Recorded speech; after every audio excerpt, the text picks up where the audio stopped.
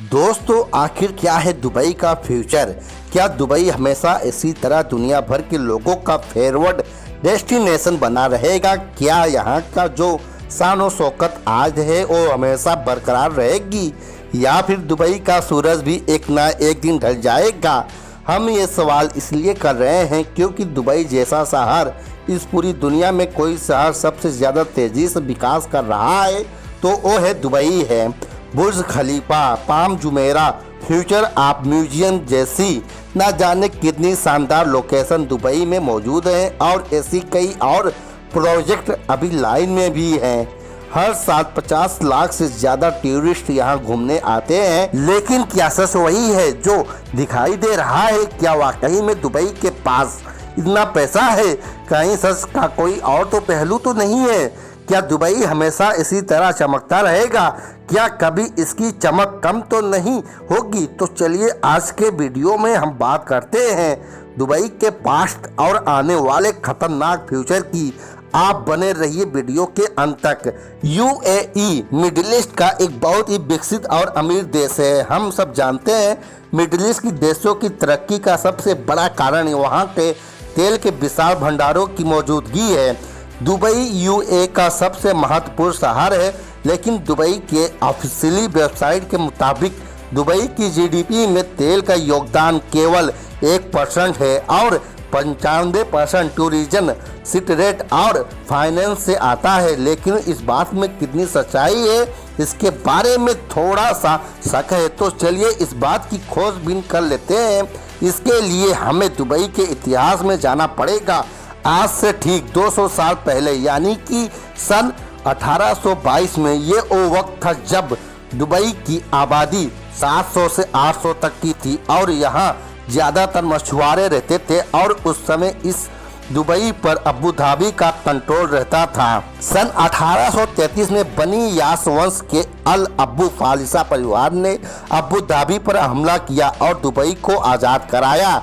इस जंग के बाद उमैद बिन साहिद और मखदूम बिन बुद्दी इस जंग में जीत के बाद इन दोनों ने ही दुबई पर राज किया। जंग के 3 साल बाद उमैद बिन साहिद की मौत के बाद मखदूम बिन बुद्दी ने दुबई पर राज किया और तब से लेकर आज तक इसी परिवार के लोग दुबई पर शासन कर रहे हैं, मखदूम फैमिली। लेकिन उस वक्त उन दिनों में दुबई के हालात काफ़ी खराब थे।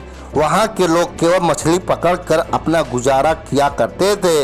इसके बाद सन 1892 में ब्रिटेन सरकार ने दुबई के सिक्योरिटी का जिम्मा अपने ऊपर ले लिया, जिसके बाद ब्रिटेन ने दुबई के ऑटोमन सम्राट की सुरक्षा की गारंटी ले ली। ये वही समय था जब दुबई ने अपने इकोनॉमी को स्ट्रॉन्ग करने का फैसला किया।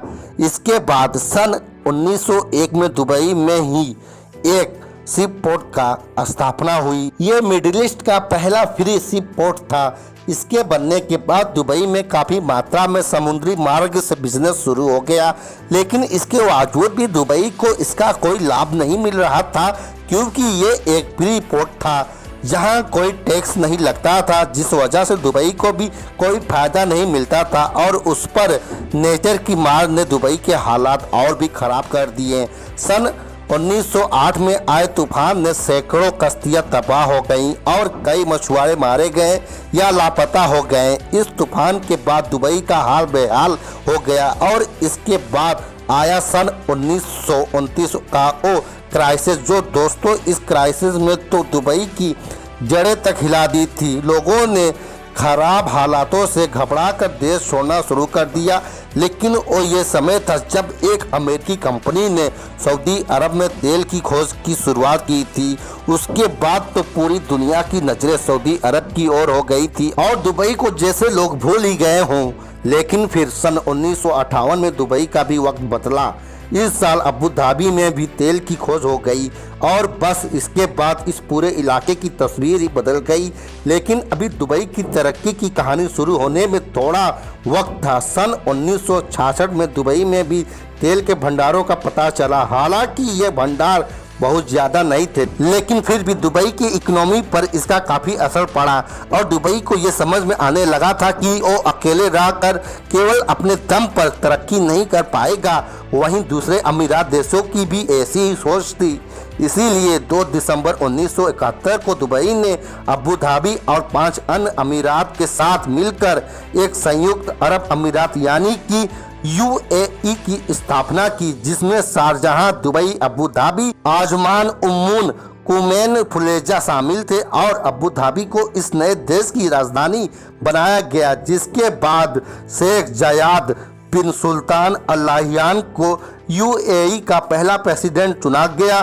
तब इसके बाद से दुबई के दिन बदलने शुरू हो गए और आज आप दुबई में जो बड़ी बड़ी इमारतें और एयरपोर्ट देखते हैं, इसके पीछे अबू धाबी का एक बड़ा हाथ था और आगे चलकर दुबई की यही इमारतें और इंफ्रास्ट्रक्चर लोगों को दुबई की ओर खींचने लगा। पूरी दुनिया से लोग दुबई आने लगे, यहाँ बड़ी बड़ी कंपनियों के हेड ऑफिस खुलने लगे। इसके साथ दुबई पोर्ट भी पर्शियन गल्फ का एक खास और बिजी पोर्ट बन गया है। यही कारण है कि दुबई में ये मानना है कि इसकी इकोनॉमी में तेल का योगदान ना के बराबर है। लेकिन अब तस्वीर के दूसरे पहलू को भी देखते हैं। आपको 2008 की मंदी तो याद ही होगा। उस समय दुबई के हालात काफ़ी ख़राब हो चुके थे। ऐसे में अबू धाबी ने $10 बिलियन का कर्ज देकर दुबई को कंगाल होने से बचाया था और आज दुबई की चमक दमक आप लोगों को दिखाई देती है। उसके चक्कर में दुबई के ऊपर करोड़ों डॉलर का कर्ज हो चुका है, जिसमें सबसे ज़्यादा कर्ज अबू धाबी का है और अबू धाबी की 85% इकोनॉमी ऑयल बेस्ड है, तो दुबई की इकोनॉमी में तेल का योगदान नहीं है। ये बात तो गलत साबित हो जाती है। अब बात करते हैं उन 5 खतरों के बारे में जो कि आने वाले फ्यूचर में दुबई के लिए मुसीबत बन सकते हैं, जिसमें तो पहला दुबई की ऑयल है, जिसे हम प्रूव कर चुके हैं। दूसरा रियल इस्टेट है। पिछले कुछ सालों में दुबई में रियल इस्टेट के दामों में तेज़ी से गिरावट आई है और इसका कारण है कि ज़रूरत से ज़्यादा बिल्डिंग और अपार्टमेंट का निर्माण, जिसकी वजह यहां आज सैकड़ों बिल्डिंग खाली पड़ी हैं।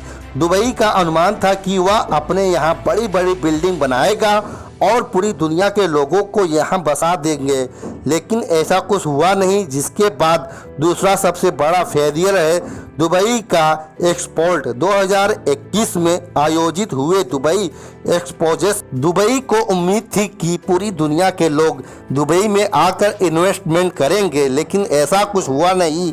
और इसके अलावा तीसरा कारण यह है कि दुबई की फॉरेन पॉलिसी।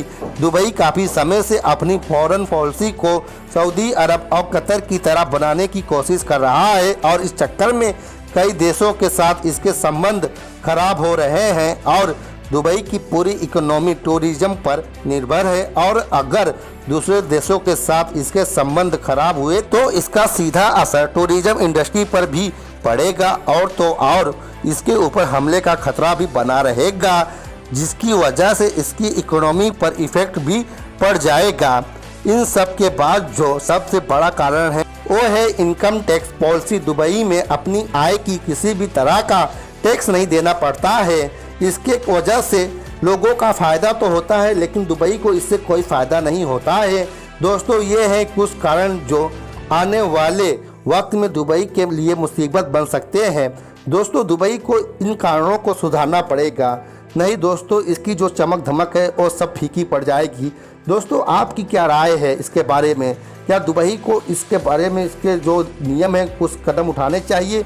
दोस्तों, क्या दुबई पहले जैसे अभी है, क्या पहले भी ऐसे ही रहेगा, आगे भी ऐसे रहेगा? आप अपनी राय मेरे वीडियो के कमेंट बॉक्स में कमेंट करके बता सकते हैं। और हाँ दोस्तों, वीडियो अगर आप लोग को अच्छी लगी हो तो वीडियो को एक लाइक कर दें और हाँ अपने दोस्तों के पास शेयर कर दें। और चैनल पर अगर नए आए हो तो चैनल को भी सब्सक्राइब कर दें, बेल आइकन को भी ऑन कर दें, ताकि हमारी नई वीडियो ऐसे ही जब अपलोड हो आपको आसानी से मिल सके। तो मिलते हैं फिर एक नए और इंटरेस्टिंग वीडियो के साथ। बने रहिए आप लोग हमारे इस यूट्यूब चैनल में। तब तक के लिए जय हिंद दोस्तों।